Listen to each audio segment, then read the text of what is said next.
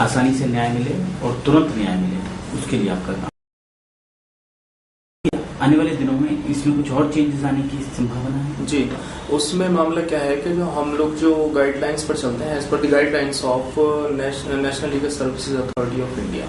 उसके जो pattern in chief है हमारे चीफ जस्टिस ऑफ इंडिया हैं, उसके बाद में क्या होता है कि लगातार हर साल नए एक्शन प्लान्स बनते हैं और नई नई योजनाएं उनके अंदर बनती हुई चली जाती हैं, और उन योजनाओं का एग्जीक्यूशन करने के लिए जो गाइडलाइन सुप्रीम कोर्ट से आती है नालसा एक्शन प्लान के तहत हम उनको एग्जीक्यूट करते हैं। तो अभी हमारे पास में आया है कि एक तो जो मीडिएशन का है सेक्शन 89 ऑफ द CPC, उसमें अमेंड हुआ है और उसके तहत जो मीडिएशन का मामला है उन मुकदमों को हम मीडिएशन के अंदर ले जाएंगे और वहाँ इवन के जजेस भी उसमें फॉलोअप करेंगे और उसको लोगों को मोटिवेशन होगा कि भाई आप अपने मुकदमों को मीडिएशन के अंदर ले जाएं। और मीडिएशन में ले जाने के बाद में अब दोनों पार्टीज को कॉल किया जाएगा और लगेगा कि भाई दोनों पार्टीज को उस पॉइंट पर कंसीडर किया जाएगा कि आपका मुकदमा जो है मीडिएशन के माध्यम से जो है उनको दोनों पार्टीज को कॉल करके और मुकदमा वहां पर खत्म करवाया जाएगा। इससे हमारा मोटिव जो ये होगा कि भाई लिटिगेशन जो हमारी ज्यादा बढ़ी हुई है वो कम हो जाए। मेन मोटिवेशन हमारा वो ये रहेगा कि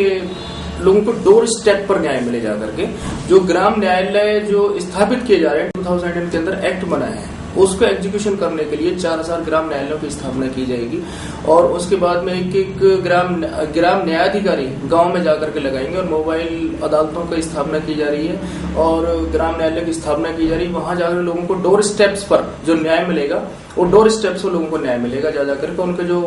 ऐसे मुकदमे जिनका निपटारा लोक अदालतों के माध्यम से हो सकता है वहां पर उनके मुकदमों का निपटारा मौके पर ही और उनके डोर स्टेप पे जाकर के कर दिया जाएगा। ये नालसा एक्शन प्लान 2010 और 2011 के बारे में ये अभी प्लान हमारे पास में आया है। निज़ार साहब, अभी बहुत बड़ी तादाद में एक तो फाइलों का अंबार लगा हुआ है और जेलों में भी कैदियों की संख्या बहुत ज्यादा है, तो क्या इसके लिए भी कुछ हाँ, इसके लिए अब सेक्शन उसमें CRPC में अमेंडमेंट किया गया है प्ली बार्गेनिंग के हिसाब से। प्ली बार्गेनिंग का मतलब ये कि उसमें अमेरिका के अंदर जो हमारा डिस्पोजल है 90% डिस्पोजल प्ली बार्गेनिंग पर किया जा रहा है। उसका मामला ये है कि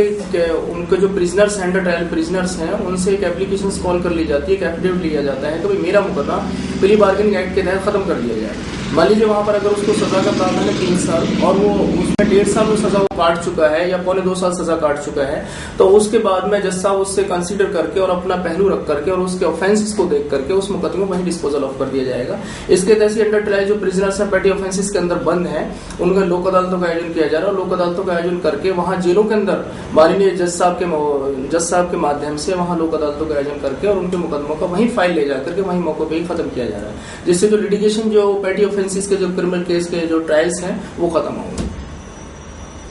अच्छा, अभी बात चल रही थी कि आपकी बहुत तमन्ना है कि हिंदुस्तान से जाति प्रथा खत्म हो जी,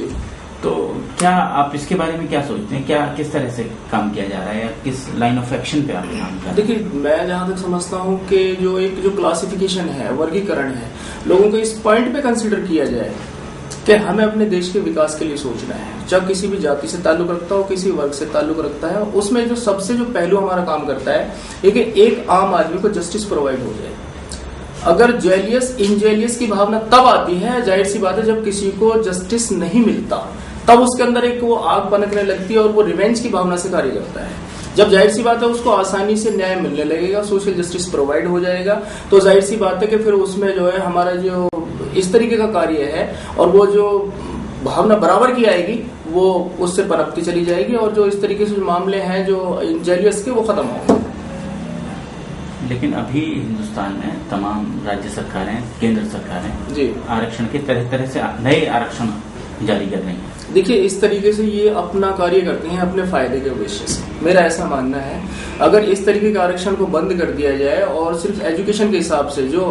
बच्चा अच्छा पढ़ने वाला है, जाहिर सी बात है अगर उसको वो आरक्षण की उसको आवश्यकता नहीं है, उसने IAS बनना है तो बनना ही है, IPS बनना है तो बनना ही बनना है, तो इस तरीके आरक्षण के हम लोग खिलाफ हैं। हम ये जरूर इस पॉइंट पर कंसीडर करना चाहिए कि सब शिक्षित हो जाएं, अपने देश का विकास करें, आरक्षण को खत्म कर देना चाहिए। इससे और जाति प्रथा की भावना बदलती है और अल्टीमेटली एक दिन ऐसा आने वाला है कि जो जनरल लोग हैं वही आरक्षण वही रिजर्व हो करके रह जाएंगे।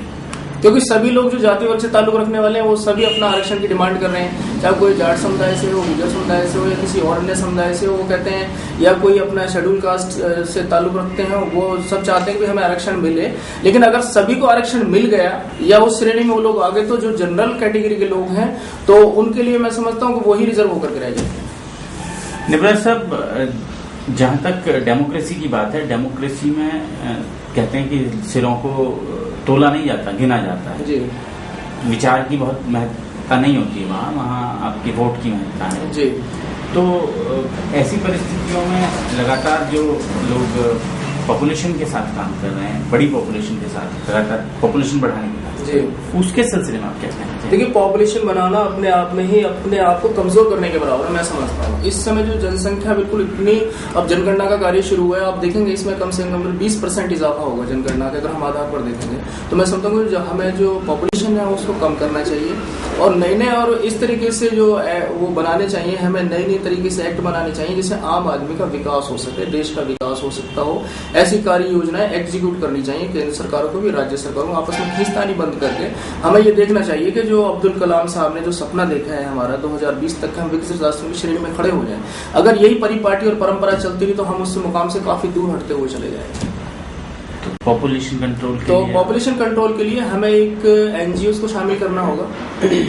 और वो घर घर जाकर के बताएंगे, लोगों को डोर टू डोर जाकर के बताएंगे। उसके लिए हमें इश्तिहारों की भी सहायता लेनी पड़ सकती है, मीडिया का भी सहायता अहम रोल होगा, उसमें एक्टिव रोल होगा और जाहिर सी बात है वो बिल्कुल पिन पॉइंट पे जाकर के लोगों को कंसीडर करेंगे और बिल्कुल आम लोगों को समझाएंगे तो ही इसका फायदा हो पाएगा। अदरवाइज जो बिल्कुल हाई लेवल पे सैटेलाइट तरीके से जो योजना बनती है, मैं समझता हूँ कि वो कोई ज्यादा बेहतर इफेक्ट नहीं कर पाएंगे। निवृत्त साहब, वॉइस ऑफ फरीदाबाद से बातचीत के लिए आपका बहुत बहुत धन्यवाद।